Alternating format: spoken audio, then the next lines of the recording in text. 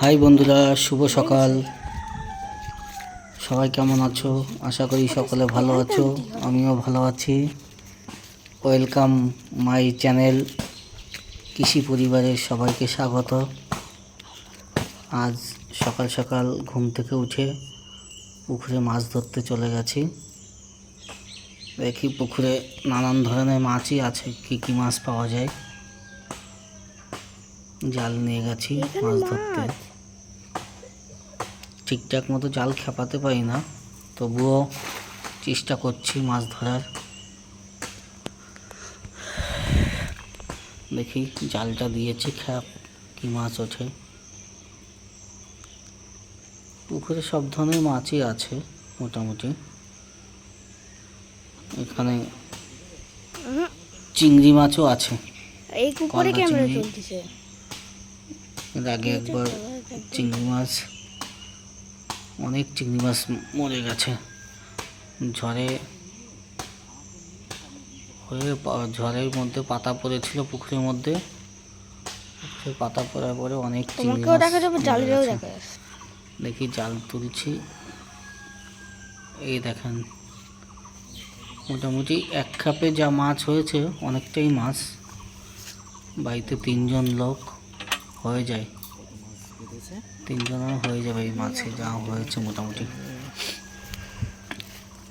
এখানে নোংরার মধ্যে পরিষ্কার জায়গায় নিয়ে যাচ্ছি, পরিষ্কার জায়গায় এসে মাছটা এখানে চাতা লাগবো, মাছটা ছাড়িয়ে নেবো।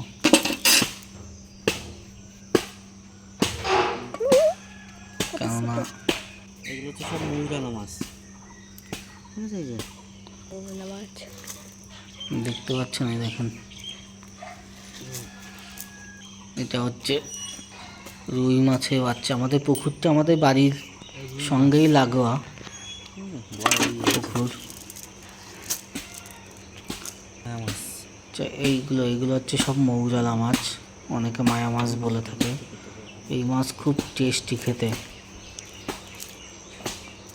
আপনারা অনেকে খেয়েছেন এই মাছের। আমাদের এখানে কেউ মৌজালা বলে, কেউ মায়া মাছ বলে।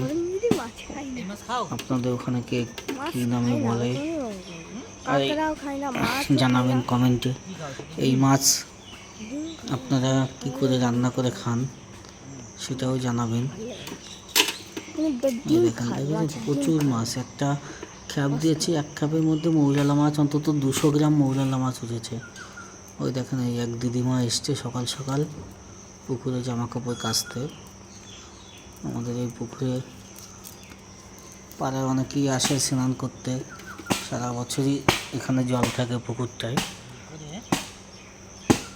অন্য সময়টায় বাড়িতে শ্যালো মোটর আছে, সেখান থেকে জল দিয়ে দিই। এই দেখেন, দেখতে পাচ্ছেন প্রচুর মাছ।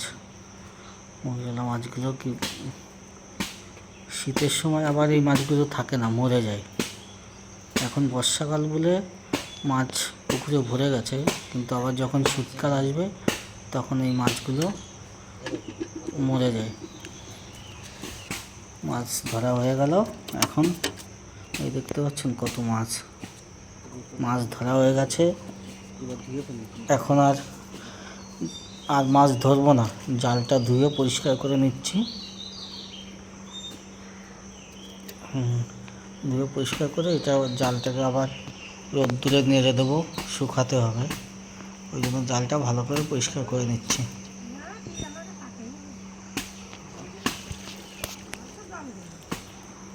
আরই করবো না,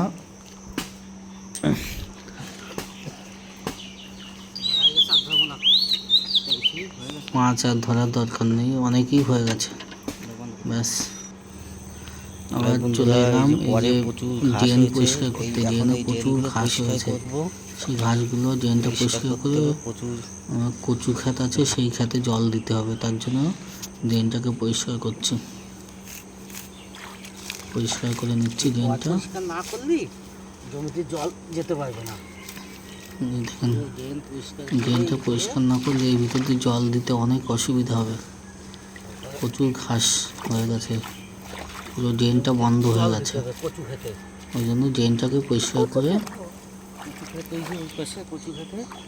জল দেওয়ার ব্যবস্থা করতে হবে।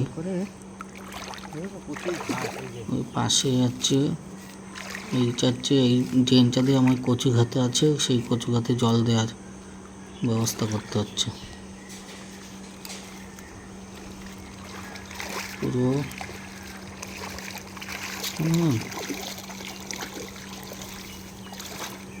প্রচুর ঘাসের ইয়ে। এত পরিমাণে ঘাস হয়েছে, পুরো ড্রেনটাই জাম হয়ে গেছে। এই দেখেন, এই হচ্ছে ধান ক্ষেতের পাশেই আমার কচু খাতে, এই যে কচু খাত, এই কচু খাতে জল দেওয়ার জন্য ড্রেনটা পরিষ্কার করছে।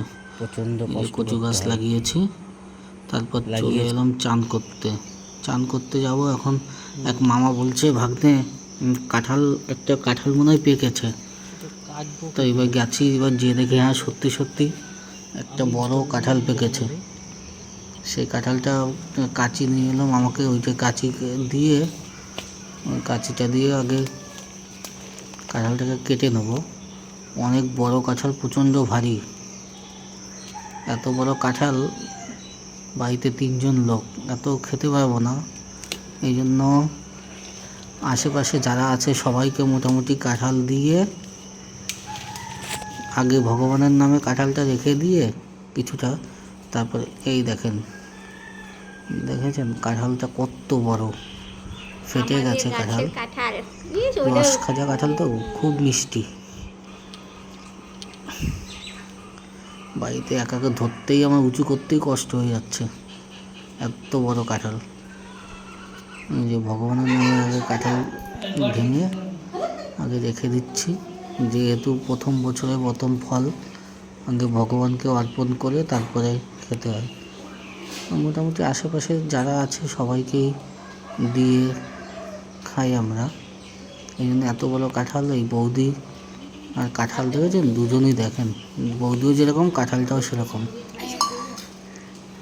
এই যে ভগবানের জন্য রেখে দিয়ে তারপরে বৌদি আবার কাঁঠালগুলো ভাঙছে। বললাম তুমি ভাঙো, আমি পাশে বসে বসে দেখছি। বৌদি কাঁঠালটা ভাঙছে, এই করছে। ওকে বন্ধুরা, সবাই ভালো থাকবেন, সুস্থ থাকবেন।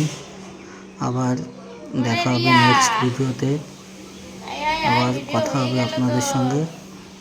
এর মধ্যে সবাই আশা করি সুস্থ থাকবেন, ভালো থাকবেন, সাবধানে থাকবেন। দেখেন বৌদি আবার বলছে আবার একটা গাবলা নিয়ে আসতে।